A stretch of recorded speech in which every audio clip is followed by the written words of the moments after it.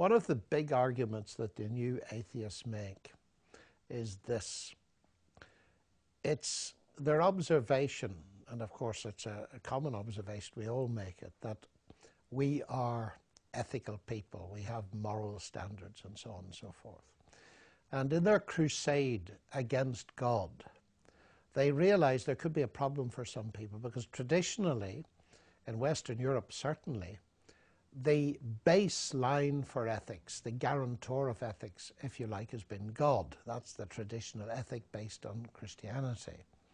And so one possible reaction is to say, if you get rid of God, you knock the bottom out of ethics and you leave people morally at sea, so to speak. No, say the new atheists, you don't need God in order to have a base for ethics. We can supply a base for ethics, basing it in science and so on, or society, or both.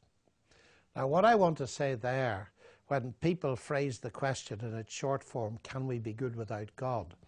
We need to be very careful what we mean by the question, because of course atheists can be good. From where I sit as a Christian, each human being is a moral being made in the image of God, so that whether they believe in God or not, they have a conscience, they are moral beings, and of course they have the capacity to demonstrate good behavior. So the issue is not, can atheists be good? Indeed, sometimes atheists show better patterns of behavior than religious people, professing religious people.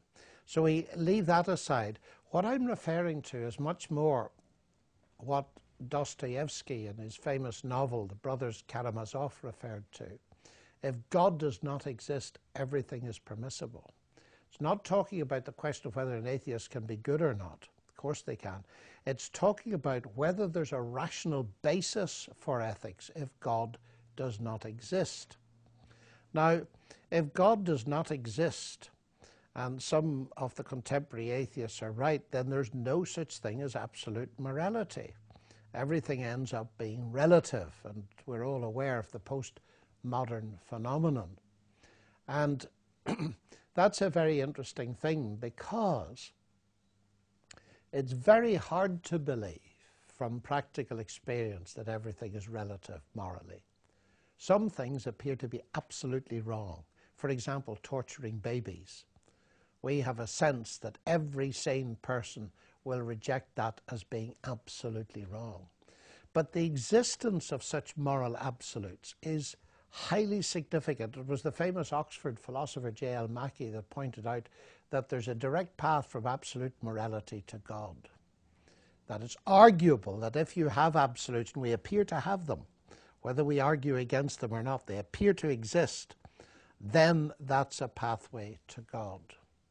Now, on the other hand, if one is to take the atheist view, the question arises, where are you going to get your base for ethics from?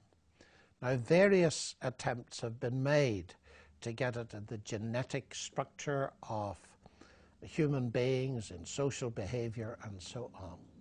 Well, this is a very big and important issue, but to cut a very long story short, it seems to me that these attempts to generate ethics bottom-up fail for precisely the same reason that attempts to base rationality bottom-up instead of top-down fail.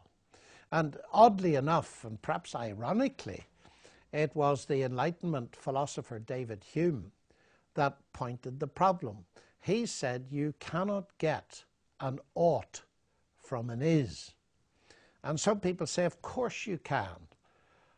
If you want to catch the bus at 5 o'clock, you ought to leave now. The is that the bus is leaving at 5 o'clock, so you deduce an ought from an is. But that's cheating, because the word ought in English and most other languages has at least two meanings. That's the ought of prudence. That is, if you want to catch the bus, you've got to leave now. But there's no moral obligation being forced upon you by the fact that the bus leaves in 5 minutes at 5 o'clock. You might want to stay and listen to the rest of this conversation, for example. So we've got to be very careful that there's not a sleight of hand or a sleight of logic being used here. It's the question of moral obligation.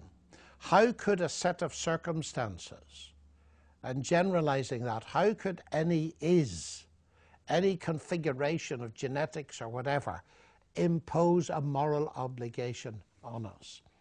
And I would be so bold as to say that a lot of the moral confusion that exists in politics, in law, in medicine and in business arises from that attempt. Every business and every profession will have its mission statement in terms of its ethical code of practice.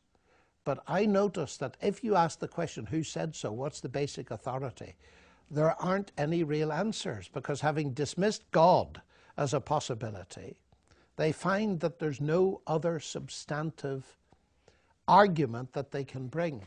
And Holmes Rolston, in a recent book, said the pathway from evolution to ethics is fraught with difficulty. Well, it seems to me that's the understatement of the century.